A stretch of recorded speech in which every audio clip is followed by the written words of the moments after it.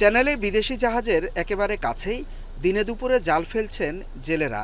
একটি দুটি নয়, শত শত জেলে বিপজ্জনকভাবে জাল ছড়িয়ে দিচ্ছেন বহির্নোঙর থেকে কুতুবদিয়া ও হাতিয়া চ্যানেল পর্যন্ত। অথচ জাহাজ চলাচলের নির্ধারিত পথে জাল পাতা নিষিদ্ধ। সেই পথই এখন অনেকটা ঘিরে ফেলেছে মাছ ধরার জাল। সম্প্রতি সন্দ্বীপ চ্যানেলে লাইটার জাহাজের সঙ্গে জেলেদের সংঘর্ষের ঘটনাও ঘটেছে। গভীর সমুদ্রের এই পথ কার, জেলেদের না জাহাজ চলাচলের? এই নিয়ে বিরোধ। জাহাজ চালকদের অভিযোগ, বন্দরের নির্ধারিত নৌপথের বিভিন্ন অংশে জাল পেতে রাখায় ক্রমেই সংকুচিত হয়ে পড়েছে জাহাজ চলাচলের জায়গা। তৈরি হচ্ছে ভয়াবহ দুর্ঘটনার ঝুঁকি। জাহাজের প্রোপেলার ও রাডারে জাল জড়িয়ে অনেক সময় বন্ধ হয়ে যাচ্ছে ইঞ্জিন। ঘটছে দুর্ঘটনাও।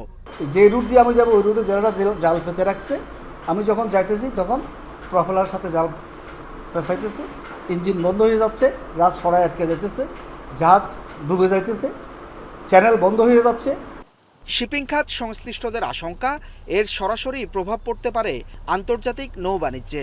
জাহাজের মাস্টারদের মতে, পরিস্থিতি অব্যাহত থাকলে আন্তর্জাতিক শিপিং মহলে বাংলাদেশের ভাবমূর্তি ক্ষতিগ্রস্ত হওয়ার পাশাপাশি নিরাপদ সমুদ্র বন্দর হিসেবে চট্টগ্রাম বন্দরে নেতিবাচক প্রভাব পড়তে পারে।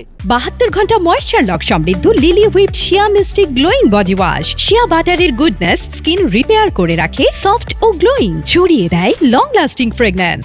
শ্রমিকেরা ক্ষিপ্ত হয়ে তাদের নিরাপত্তার জন্য যদি তারা কোনো ব্যবস্থা গ্রহণ করে, বন্দর যদি বন্ধ করে দেয়, জাহাজ চলাচল বন্ধ করে দেয়, মাল পরিবহন যদি বন্ধ করে দেয়, তার জন্য এটার দায় সম্পূর্ণ বন্দর এবং সংশ্লিষ্ট কর্তৃপক্ষকে নিতে হবে। ছোটো ছোটো যেসব বাসগুলো আছে, আমাদের লাইটারেজ ভেসেলগুলো আছে, সেগুলো যদি টাইম মতো সেখানে পৌঁছতে না পারে, জাহাজের গোড়ায় যদি না যেতে পারে, স্টেভিডাররা কিন্তু কার্গো ডিসচার্জ করতে সময় লাগে যায়।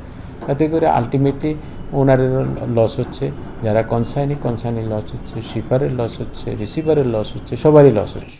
সমস্যা সমাধানে বন্দর কর্তৃপক্ষ সহ সংশ্লিষ্ট বিভিন্ন দপ্তরে কয়েক দফা চিঠি দিয়েছেন লাইটার জাহাজ চালকরা। এর মধ্যে পরিস্থিতির উন্নতি না হলে 17 আগস্ট থেকে জাহাজ চলাচল বন্ধ রাখার ঘোষণা দিয়েছেন তারা। এরই মধ্যে চ্যানেল নিরাপদ রাখতে অভিযান শুরু করেছে চট্টগ্রাম বন্দর কর্তৃপক্ষ, নৌবাহিনী ও কোস্টগার্ড। চলছে জেলেদের আটক এবং জাল অপসারণের কার্যক্রম।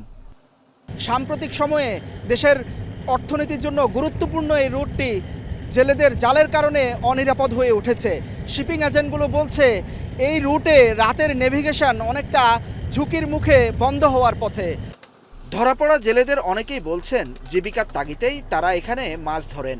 আন্তর্জাতিক নৌবাণিজ্যের জন্য এই পথ কতটা গুরুত্বপূর্ণ সে সম্পর্কে তাদের কোনো ধারণা নেই।